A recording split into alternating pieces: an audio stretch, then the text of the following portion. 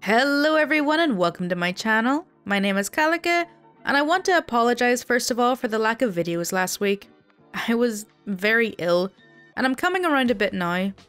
I'm not sure if you can still hear it in my voice, but we'll press on regardless. It was also my birthday on Friday, so I was dragged out to a restaurant by my family and fed a really nice meal. Then I went home and crawled back into bed. Anyway, today we're doing malicious compliance. So you are gonna be a craftier person after watching this video. Want me to bring a doctor's note even though I said I'd come in? Alright. So I work a job at a head shop and I've had to call in a few times because of personal things. Once because of a panic attack and this time was because I had the stomach flu. Wednesday I work and the night before I was vomiting all night.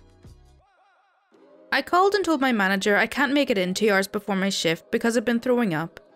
He told me he's going to need a doctor's note because he's noticing a pattern, though I called out once a few months ago for the panic attack and had to come in late a few times because my car was having issues. So I got mad. I even told him I'd come in and close that day because I'd feel bad making someone else do it, but he said if I'm not in my shift start, I'd need a note. So I know the law says you'd need a note for 3 or more days. Anything less and they can't really do anything about it. I went to the doctor's office though, I have no insurance and my manager knew that. After seeing the doctor, he gave me the full 3 days off because of how bad I was, and my manager had to cover my shifts. Take out my trash? You got it.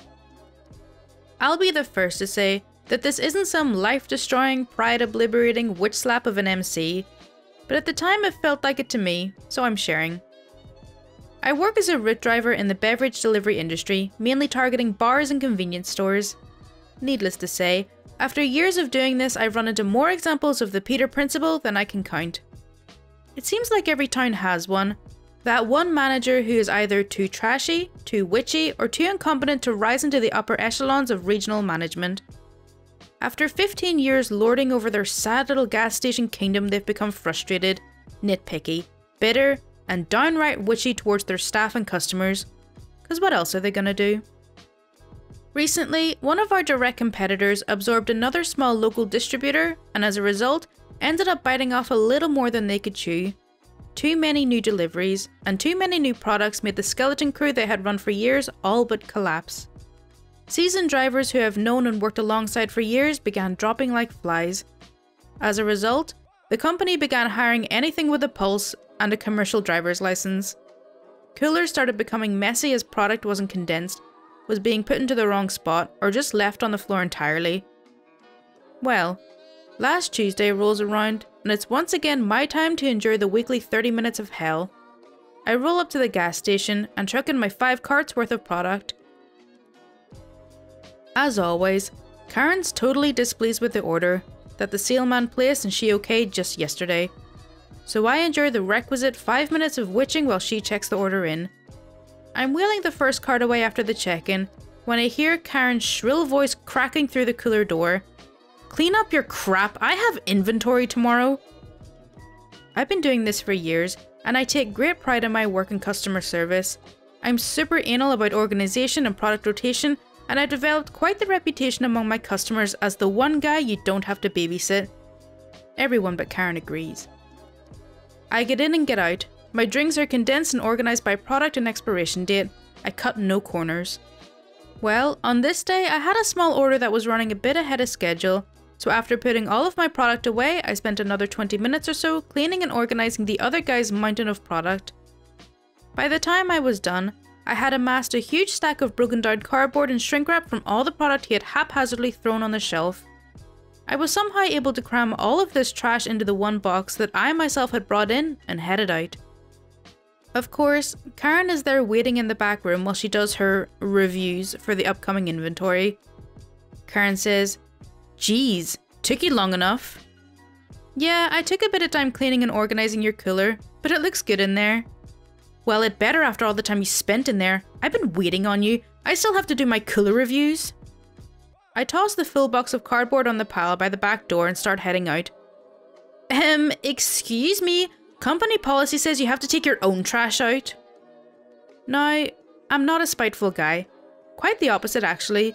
I'm usually quite chipper and polite. But something about her smugness and lack of appreciation finally just made me snap.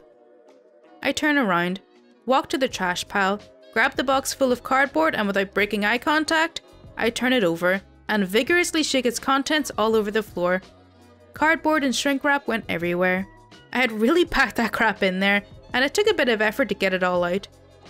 This is the only box I brought in, and you should know, you scanned it in. The other crap is your trash I cleaned up in your cooler. Have a good day. The combined look of rage and smugness on her face as I walked by with a crap-eating grin was enough to make the rest of my day. I told my boss about it when I got back at the end of the day. He got a good chuckle out of it since everyone else hates her as well. Of course she called and complained, but of course my boss only responded with, "Well, he did what you told him to do. Nothing I can do about it. Sorry." I love my company. Open this frigging door, you four-eyed twit. Okie dokie. Hi there. Long time lurker, first time poster. On mobile, so please be gentle. TLDR at the end. I deliver home heating oil in a very rural and mostly flat part of the UK. In my delivery area, there are mainly large drainage channels or dikes in the local lingo. The roads are often very narrow and single track and frequently run alongside these dikes separated only by a narrow grass verge. No safety barrier. Anywho, this one day in the depths of winter it was below freezing. There had been a light spattering of snow and there was a thin scum of ice on the water in the dike. I had just finished doing a customer's delivery and was winding in the hose prior to collecting payment and departing. My truck was completely blocking the road as there was nowhere for me to pull it off the road. We are limited by the length of the delivery hose. Blocking the road is common and legally acceptable as long as we work quickly and safely. So, I was just waiting for the customer to finish writing the check for their oil when this large Mercedes car pulls up behind my truck and the driver immediately starts leaning on the horn and shouting and swearing and shouting at me to move that friggin' truck out of the way now. My usual response when faced with similar behaviour is to blank the swear and pretend they don't exist. Being 6'3" and 285 pounds helps keep most people at bay. I ignored Mr. Shouty Man and finished up with the customer. The customer said to me, "Ignore him, he's well known in the village for being a bit of a dick."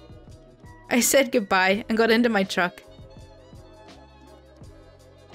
As I was putting away my paperwork prior to driving off, I happened to glance on the driver's side mirror, the same side of the truck as the dike, and saw Mr. Shouty Man storming up the side of the truck with a tire iron in his hand.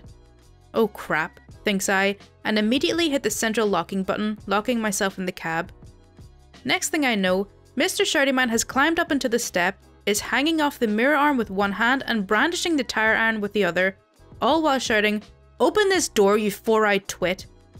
I wear spectacles for driving. Oh, the wit of this man. Cue the malicious compliance. He told me to open the door. So I did. But as I did so, I kicked it open. He lost his grip on the mirror arm and was flung backwards into the dike up to his chest in freezing cold, filthy water. I calmly started my engine and drove off. As I left, I looked in the mirror to see this guy floundering around chest deep in the icy water, dressed in a business suit. I called the customer who had witnessed everything, and they happily said they'd give a statement to whoever needed one, confirming I acted in self-defense. Then I made a fairly difficult call to my boss and told him what had happened, and he said, "I'll await his call with interest." No bollocking. Nothing. When I got back to the yard that evening, I asked my boss what happened, and apparently no call of complaint was made that day or ever. That is my story. Please be gentle. I always wonder where these types of people are going in such a hurry, or why they think their time is much more valuable than everyone else's. This guy got what he deserved, and I love to see it. Okay, so that's all for r/MaliciousCompliance. I really hope you did enjoy it. As always, if you do want to see more content like this, then please do subscribe. My Twitter, Discord, and Patreon links are in the description, and any support is greatly appreciated. Thank you so much for watching.